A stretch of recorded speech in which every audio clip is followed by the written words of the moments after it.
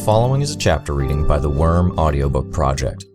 Please support the original author at parahumans.wordpress.com. Thank you and enjoy.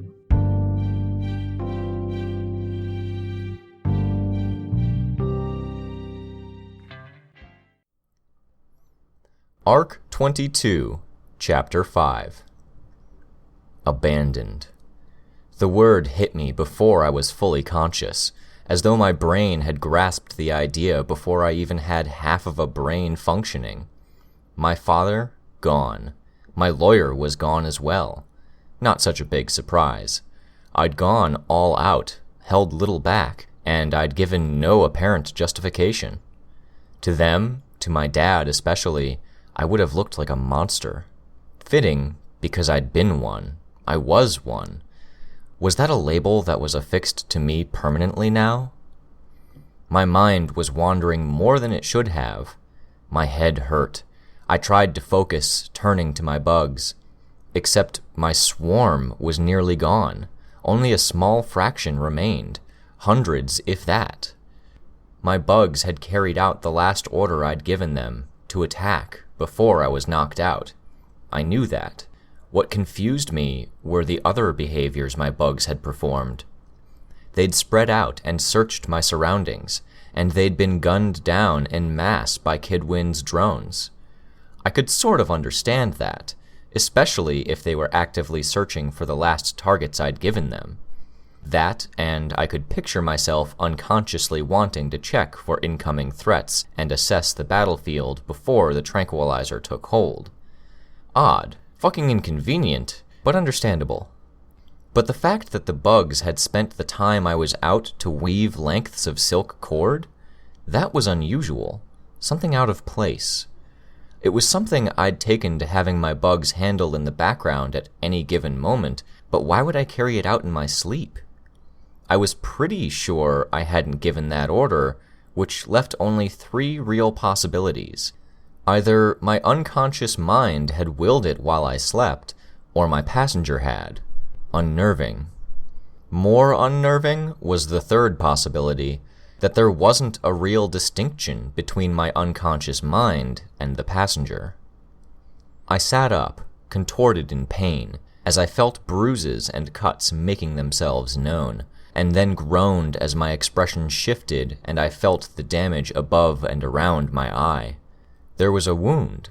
My skin had split, and the tightness coupled with the crusty wet sensation suggested drying blood. My glasses were screwed up too.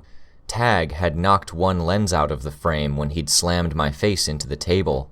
My vision was oddly dreamlike, blurry through my right eye, too crisp through my left.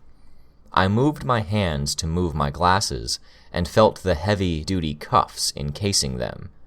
The sort of handcuffs reserved for low-level brutes that covered my hands entirely, each hand welded to the other. I was in the PRT offices. I was back in my cell. As far as I could tell, the building was empty. My power reached 5 blocks and nothing. There were no people. Computers were active, television screens were glowing with shifting images, and cars sat in the middle of the road outside, but the people were gone. Evacuation? When my power hadn't stopped, the PRT would have ordered people to clear out the area. Maybe they weren't sure if my power would keep going if they shot me. I stood and rolled my shoulders, feeling things pop, grind, and sing with pain in response to the movement. I'd had my hands fixed in front of me for the better part of the day, with only a brief respite in my cell while I'd showered. Showering. It made me think of being in my lair after the first night I'd been with Brian. I pushed it out of my mind, and Rachel appeared instead, stepping to fill the blank in my mind's eye, as if I were suddenly channeling her. I struck at the door with the restraints that encased my hands. Metal struck metal, the strike barely denting the brushed stainless steel of the door's surface. A rapid, high-pitched beeping sounded from above me. I looked up at the orb just in time to see it lighting up. I threw myself to the ground, felt the shock jolt through me. If I'd been sore before, the jolt cranked it up to 10. I felt my mind go white, heat coiling through the interior of my body, as though it were dancing around my internal organs and bones. The strength went out of me. My cuffs were too heavy, and I didn't have the ability to hold them up. I fell, as though the restraints were an anchor pulling me down. I could feel my muscles twitching in a way that seemed like it was intentionally making the sorest parts of me move. Do not disturb the peace of your cell. This deterrent measure was calculated at 20% of your overall capacity. The next response will be at twice the strength. Thank you, the automated voice informed me. For long minutes I lay there, spasming and searching the building with surviving bugs, because doing anything else was impossible or futile. Needed out. How had they unlocked my cell and the interrogation room? They'd had phones. PRT issue, probably, and had tapped the phone against the wall. Phones. There were no PRT officers in the building. In the morgue, there was a body bag. Bugs clung to it. Brian? Rachel? Someone else? I sent bugs over to explore it, one centipede to latch the zipper, other bugs to haul it back. It was Tag, dead. I'd killed a man, and I had done it with my power, which somehow felt more intimate than the gun that killed Coyle. My power made the bugs an extension of myself, and I'd used them to murder the man. It was little different from wrapping my hands around his throat and squeezing, or biting him in the throat and tearing deep enough that he couldn't survive. I couldn't bring myself to feel anything meaningful about it. I wanted to. I wanted to think of his daughters, apparently college students overseas, and his apparently loving wife, and the fact that I'd just taken a member of their family from them, much as my mom had been taken from me. I wanted to feel terrible, to cry, but I couldn't bring myself to. I felt bad, but not as bad as I should have. No, I could only see the bully, the monster, the threat he posed to the city or the world, to my team. Or was that the threat he had posed? Was it too late to save them? I couldn't check the time without sacrificing bugs to the patrolling drones. However long I'd been out, the remainder of the Undersiders could be embroiled in an all-out war. Tag, I thought. Have to focus. His phone was in his jacket pocket, his keyring in his pants pocket. Getting the items to me would be harder. There were closed doors, vents, the elevator, and the blocked elevator shaft.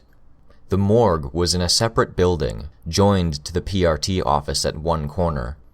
Worse, the numerous skirmishes in, outside, and around the building had led to there being a great deal of renovation and rebuilding.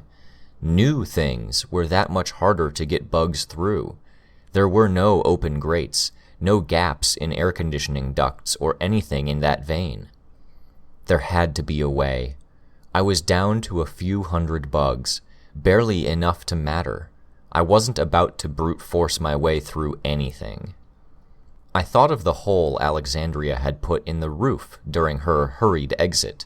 It was the most indirect way, getting bugs from the basement of one building outside to the roof and back down to the basement of the next building, but it was a path. If there were barriers I wasn't sensing, I'd handle them.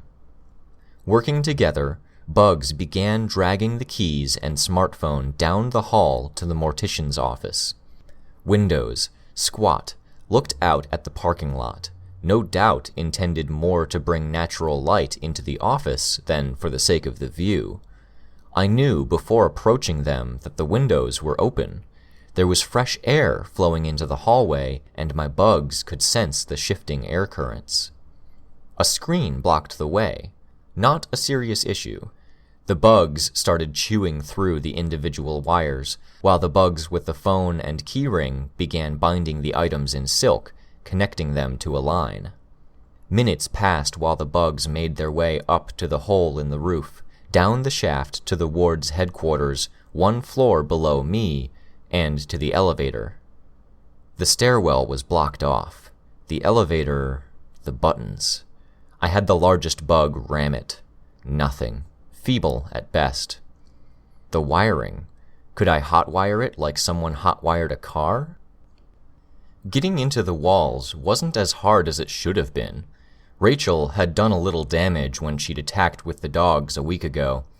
Even though they'd shored it up and sealed the exterior from the interior, there were gaps that I could use to get inside from the building's interior, much as I'd done when disconnecting the outlet for Kidwin's drone recharging station. The actual connection. The damn thing seemed to be reinforced, with thick wires and a button mechanism that was too heavy to move from within. The bugs themselves couldn't form a live connection between the button and the contact. A workaround. I used cockroaches to carefully strip away insulation, 2 centipedes positioning themselves so their mandibles were above 2 respective pieces of wire, their tail ends entwined with one another. They let themselves drop.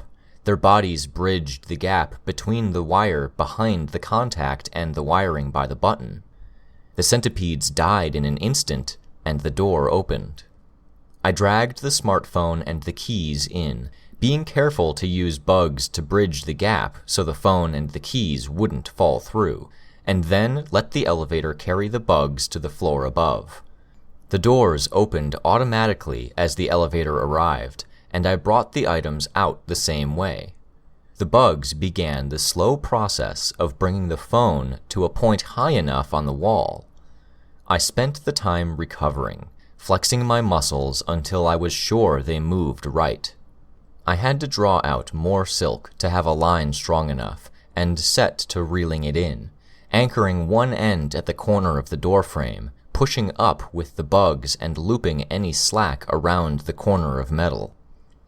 It wasn't halfway up when the heroes arrived to collect their prisoner. A vibration through the building as a heavy vehicle landed on the helicopter pad on the roof. 4-legged, with turbines in the place of wings and a necklace head. A man stepped out, Defiant. Dragon arrived as Defiant reached the elevator door on the rooftop. My bugs inside continued the glacial process of raising the phone to the necessary height, while the ones outside clustered on Defiant and Dragon. They knew I was here. There was no reason to be subtle. The only thing I had to be careful of was keeping Defiant from killing the swarm with one of his bug-zapping tricks. His focus was on his phone and the door instead. He was typing something. A password? If one was required to access the phone, I was screwed. If it was access-specific, I memorized the sequence. Now I had the problem of using it on the touch screen of the smartphone. If it was pressure-sensitive, then I could use it. If it was heat-sensitive... Bugs approached the fluorescent light bulbs in the hallway outside, warming themselves until their wings and legs threatened to burn up. The pair of heroes was halfway to the elevator on the top floor when the phone reached the correct height. Bugs I'd warmed on the bulbs moved to the keyboard, copying the same sequence of movements I'd tracked with the bugs on Defiant's glove and phone. The door slid open. I dropped to my hands and knees to get the phone in my teeth, stooped down so the bugs with the keys could latch onto my gauntlet restraints, then speed-hobbled for the elevator, chains at my ankles clanking. I hit the button a second before Defiant hit the one on the top floor. The doors opened immediately. They hadn't reacted yet. The delay before the elevator moved hadn't registered with them. Once they saw the elevator moving, they would expect me to run, cut me off. Fuck that. Had to second-guess them, which was harder than it sounded, because they weren't dumb. If they expected me to make a break for the ground floor, I'd have to do something else. I leaned back against the wall and used my bare toe to hit the button for the first and third floors. That done, I turned my attention to the keys.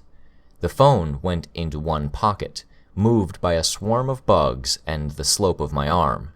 When that was done, smaller bugs searched the keyhole at the base of my restraints to gauge the width. Other bugs marked the keys that fit the same size, yet others holding the ring against my restraints so I could use my teeth to pick through them, sliding them around the ring when they weren't appropriate. Cockroaches wedged themselves in between keys to speed the process along. Defiant and Dragon were moving. Dragon opened a window and moved outside, while Defiant headed into the stairwell. They wanted to cut me off on the ground floor. They could communicate without talking, some kind of system built into their masks. It made this harder. I couldn't listen in and anticipate what they were saying. By the time I passed the first floor, they were turning around. I hurried to the stairwell and took the stairs 2 at a time in a hurry to get up to the second floor. Just inside the door, I used my toes to ease it closed, then crouched to stay out of sight as Dragon patrolled outside, peeking in the windows. I tried a key, sliding it into the hole before successfully turning it with my teeth. My lips came in contact with the cockroaches I was using to guide the metal into place. I didn't care. Disease, filth, disgust, they all came in a distant second to other priorities. I felt numb, and it wasn't the electrocution. They'd taken away someone important to me, pushed me. My dad was gone, my lawyer, my team wasn't here. I wasn't sure I wanted to know why they hadn't come to the rescue, or why the mercenaries we'd hired hadn't been called in. I had an ugly feeling in my gut that something was wrong. Something beyond what had just happened here, beyond the possibility that someone I loved, romantically or platonically, was gone. I got the cuffs off, set them down on a computer chair, and slid it neatly under the desk so the cuffs wouldn't be immediately apparent.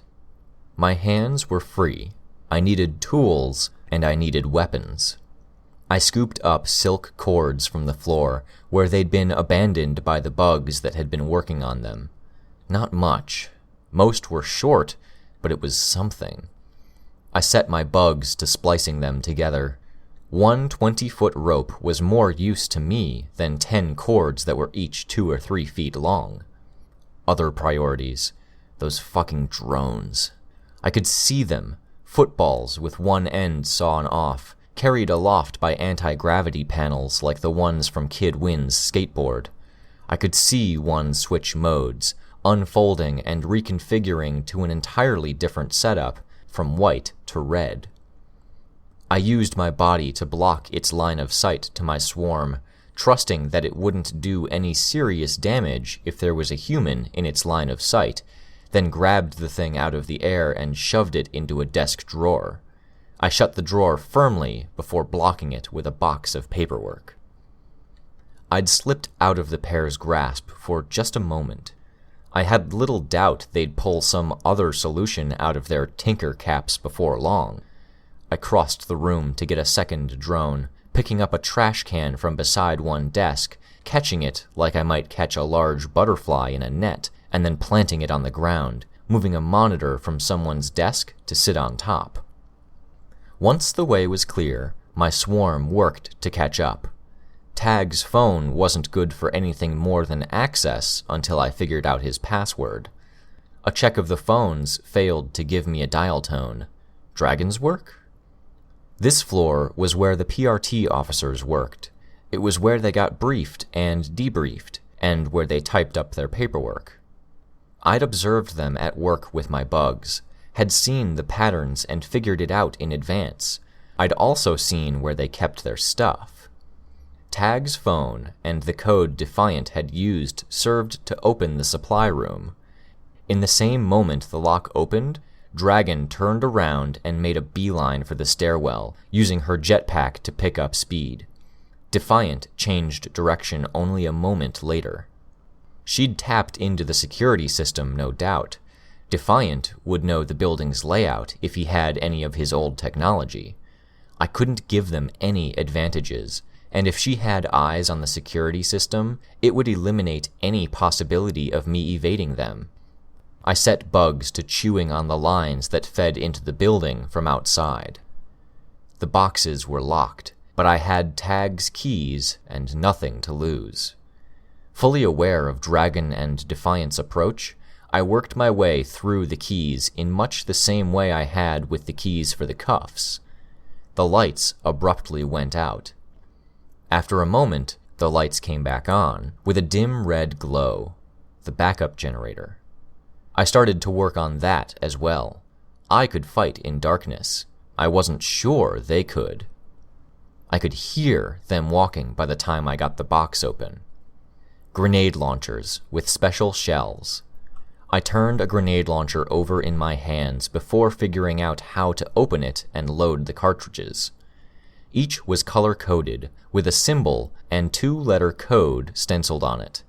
A green cartridge with a face, eyes squinting, mouth open with tongue extended, TG beneath. A red cartridge with letters IG and a flame. A blue cartridge with a stick man stuck in goop, CF, no doubt standing for containment foam. A yellow cartridge with a lightning bolt and EM beneath. I loaded the last, aiming out the open door of the storage area, and pulled the trigger. Nothing. A bar of black on the back of the grip lit up with the letters, running vertically from above my thumb to the bottom of the grip. Non-confirmed. They'd either learned since we attacked the fundraiser, or they took stricter measures with their more dangerous weaponry. I investigated, but there didn't seem to be a place to input any code. The footsteps drew closer, heavy. I could sense Defiant with my swarm, only a short distance away, looking into the briefing room to see if he could spot me. Fingerprints, I thought, except there wasn't a flat panel to press the finger against. The grip was textured, and nothing about the barrel suggested it was meant to read anything. The gloves. I used the same key that had opened the box to access the locker with the armor the PRT officers wore. I found a glove and began pulling it on. Defiant appeared in the doorway. He aimed the butt of his spear at me, and the display on the gun dissipated. He lunged, and the butt of his spear caught me just below the collarbone. With that alone, he pushed me into the lockers with enough force that they rocked against my back, rendering me pinned. I let the grenade launcher fall to the ground. Dragon appeared behind him, setting one hand on his arm as she passed through the door. He eased back on the pressure. I glared at them, but they didn't speak, and Defiant didn't move to release me. Were they talking with one another? "Fine," I said. "You got me. I had to—" Defiant was shaking his head. He tapped his mask. Bugs flowed over the outside of his armor, and he didn't seem to mind. There were no openings, no apertures, no air holes or gaps I could work a bug into. He was playing the same game Mannequin had, to counteract my power. Fuck it. I wouldn't be able to sting him. Dragon either, apparently. He couldn't talk. I wasn't positive he could even hear. He shifted his grip, then grabbed my upper left arm. Dragon took hold of the right. They half walked, half carried me towards the stairwells and elevator. I walked more to keep them from putting more strain on my already sore shoulders than out of any need. Their grip left me little doubt they could have held me off the ground if they wanted. Defiant stopped mid-stride, then glanced at Dragon and me. Without letting go of me, he charged the very air with a current from his spear, frying each and every one of the bugs I had in the area. It included, unfortunately, the two groups of bugs that were following me, each group discreetly escorting specialized canisters from the grenade launcher. I could feel my hair shift in reaction to the strike, little hairs on my arms and the nape of my neck standing to attention. I wasn't sure if it would have worked, but my hope had been to possibly drop the grenades from overhead after we'd reached the roof. No such luck. I hung my head as we entered the stairwell, making our way up to the roof and the waiting vehicle. This was my escort, apparently. Heroes with the tools to disable and defeat my most common methods, sealed in suits that my bugs couldn't touch, overloaded with firepower, while I had none. Unfair. All of it. On so many levels. Too many situations altogether with no perfect right answers. Over and over being faced with lose-lose situations, cutting ties with the Undersiders versus helping Dinah, leaving my dad versus abandoning the people in my territory, leaving the city versus letting the world blow up in some unknown, undefined end-of-the-world scenario. And maybe I could have lived with that, could have accepted that things weren't fair and the world was biased, but I wasn't the one paying the price. All too often, it was others around me who paid the price. My dad had suffered for my decisions before, and now, this. Emotion was starting to creep back in. Anger, frustration, despair, heartbreak. I blinked rapidly to keep my eyes as dry as possible. The anger, of all things, was comforting. It was something that pushed me to act, to move, when I wanted nothing more than to give up. I hurt everywhere. I had nobody left to rely on, and I felt drained. The fear, the hopelessness, it was seductive. It was urging me to give up. The lights in the stairwell died as the bugs severed the output from the generator. I tried to use the surprise to pull free, but Defiant and Dragon didn't even slow down. Their grips were firm. I gave up when the struggling became too much of a chore with the pain in my shoulders. I still had the silk cord, if nothing else. Escape wasn't a good option. Offense, then. When we stepped out of the stairwell and onto the rooftop, the light momentarily blinded me. Defiant's vessel was a mechanized dragon painted in black and green, glossy, with gold framing the shield at the dragon's forehead, at the wings and shoulders. The sleek form focused the light cast by the reddening sun at the horizon's edge. It felt like the design had all been engineered to direct 100 gleaming daggers of light right into my eyes. To the people out there, barring those within a third of a mile who had been evacuated, this was a diversion. It was little more than something to discuss at the dinner table or watch on the late-night news. The area being evacuated, the fighting, the destruction, even the demise of the PRT director wouldn't have a huge impact on the average citizen of Brockton Bay. Spotting Dragon's heavy vehicle suit circling overhead would barely warrant 20 words in small talk. It wasn't so noteworthy to the people down there, and probably wouldn't change the course of their weeks or evenings. To me, this was everything.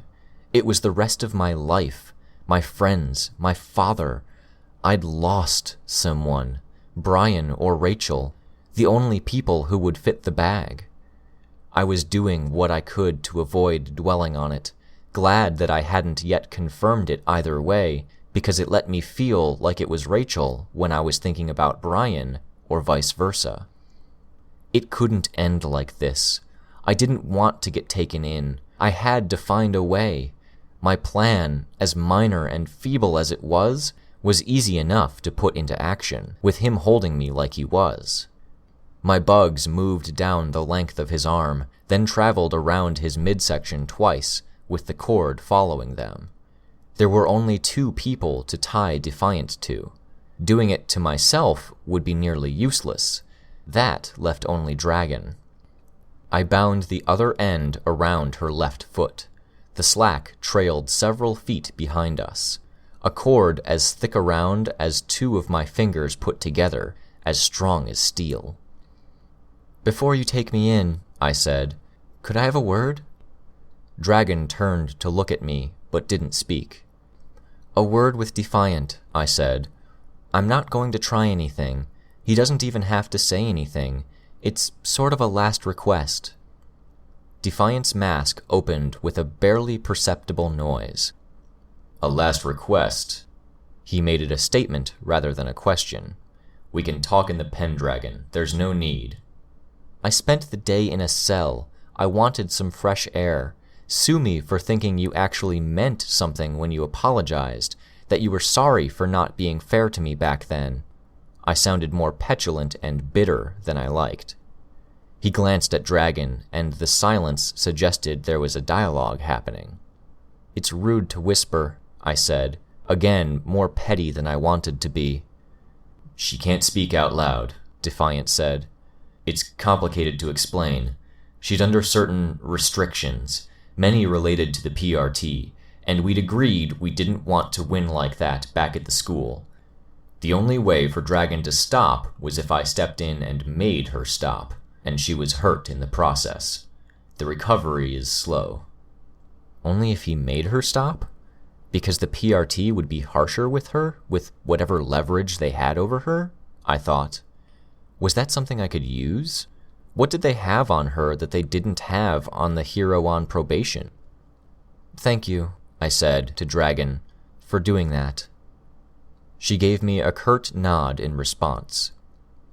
I've been trying to grow as a person, with Dragon's help, Defiant said. I'm willing to listen, but it'll have to be fast. Okay, I said. I glanced at Dragon. I almost hated to do this, but I'd already started, and I couldn't go to jail, not with things as they stood. Can I talk to him in private? Defiant and Dragon exchanged a look. He nodded once, and she took flight, heading towards her airborne vehicle suit. The cord went taut, and Defiant's grip on my arm was wrenched away as he was dragged back. Heavy as he was, Dragon's jet was powerful, and he wasn't on his guard. It took him seconds to realize what was happening, to get his footing and shift his center of balance lower to the ground. I was already moving, chasing him. There was no point to trying to escape if they were right on my heels. He came to a stop at the edge of the roof, but I was already arriving, taking advantage of his lack of balance to throw myself into his upper body. Not the first time I've fought a dragon man on a rooftop, I thought, as I felt Defiant move in response. All of his sturdiness and armor nothing with a strong push at the right moment. One to mark the start of my career in costume, the other to mark the end? If he'd had a mind to, he could have grabbed me and taken me down with him.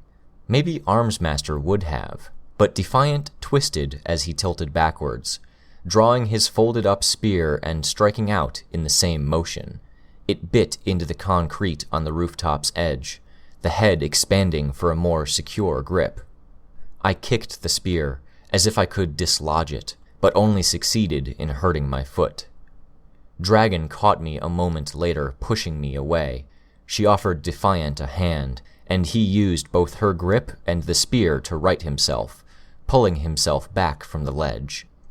He stepped forward and gripped me by the front of my oversized prison uniform t-shirt. Stop that! I only glared. Stop trying things, he repeated, as if he thought repetition would get through more than articulation. Fuck you, I said. I didn't like how I sounded.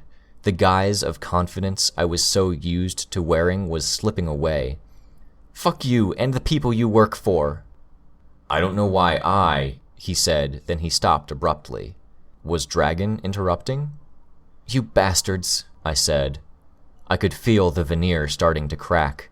The tears that had threatened earlier were now promising to overflow. You don't have any conception of what you did, do you? He asked. I have some, I said. But no, you assholes knocked me out. I don't know anything that's been going on. I attacked Tag and Alexandria. They're dead, Defiant said. Dead. I hadn't believed Alexandria would die like that. She'd flown away. Surely there were methods. A family man. A bully, I said. Twisted by the Simurg, probably. He was vetted, Defiant said. But he's not important. You killed one of the strongest recognized heroes in the world, at a time we needed her most. Her image, her courage, her help. Do you know what's going to happen now? I do, I said. It's going to crush the morale of our defending forces, and it's going to break the hearts of billions of people around the world. I knew it when I made the call, but I did it anyways. And you doomed us all. She doomed us all. She was the one who did it, her and Tag. Maybe. Probably. They forced your hand. I understand that, and I've been trying to be lenient, gentle even, though it's not familiar to me. His tone changed. You're making it hard. You keep trying things, trying to kill me. You would have survived, I said. A 6-story fall in armor like yours?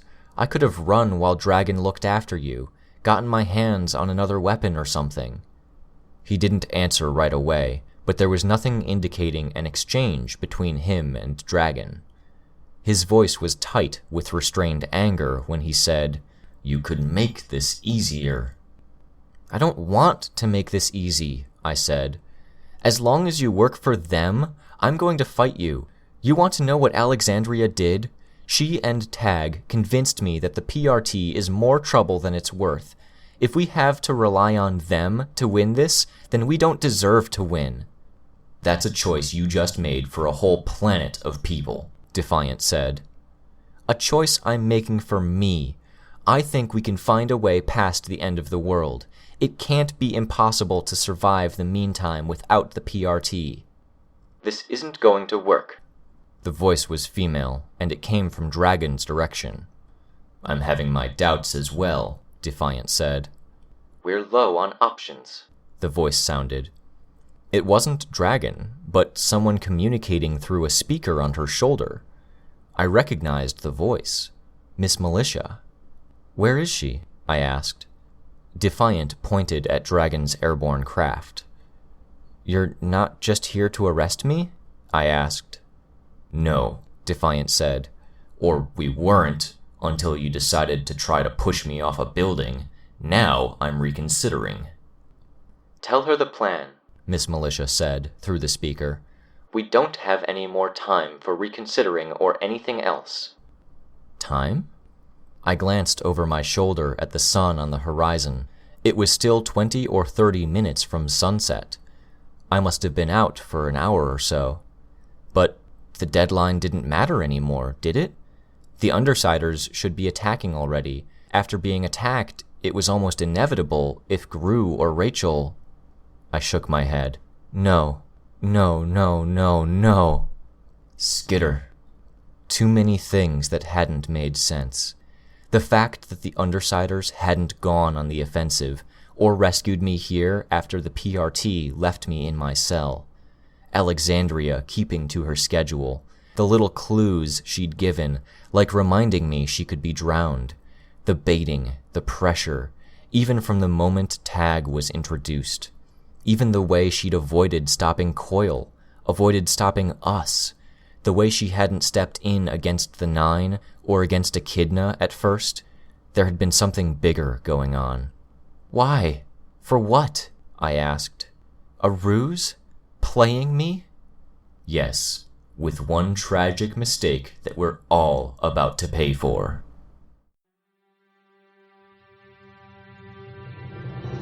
Hi, this is Rein.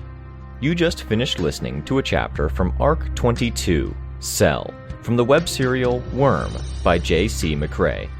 This production is brought to you by the Worm Audiobook Project.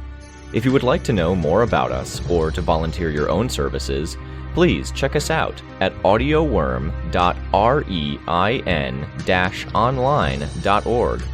You can download or listen to every chapter directly from our site, or you can find us on iTunes or any podcast app under Worm Audiobook. Thank you for listening.